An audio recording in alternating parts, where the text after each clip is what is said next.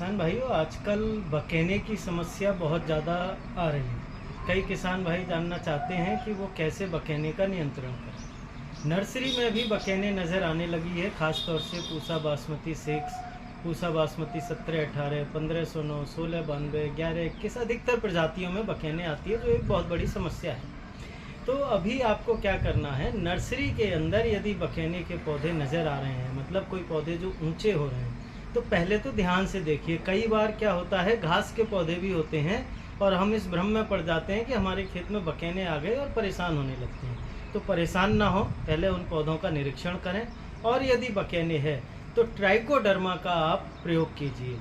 10 ग्राम trichoderma 1 litre पानी में घोलकर उसका स्प्रे कर दीजिए। इस तरह से आप नर्सरी में बकेने से अपने खेत को बचा सकेंगे।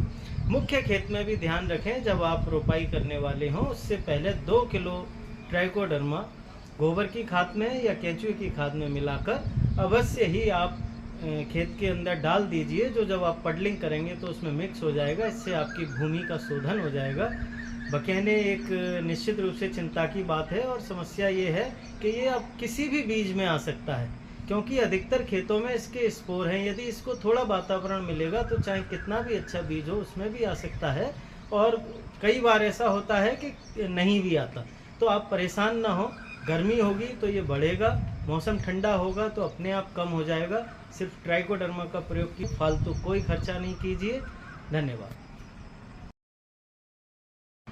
किसान भाइयों, आजकल बकेने की समस्या बहुत ज़्यादा आ रही है।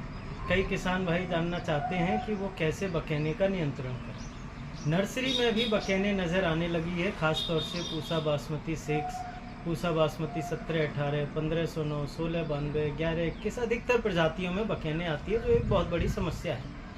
तो अभी आपको क्या करना है, नर्सरी के अंदर यदि बकेने के पौधे नज़र आ रहे हैं, मतलब कोई पौधे जो ऊंचे हो रहे हैं, तो पहले तो ध्यान से देखिए। कई बार क्या होता है, घास के पौधे भी होते हैं और हम इस भ्रम में पड़ जाते हैं कि हमारे खेत में बकेने आ गए और परेशान होने लगते हैं।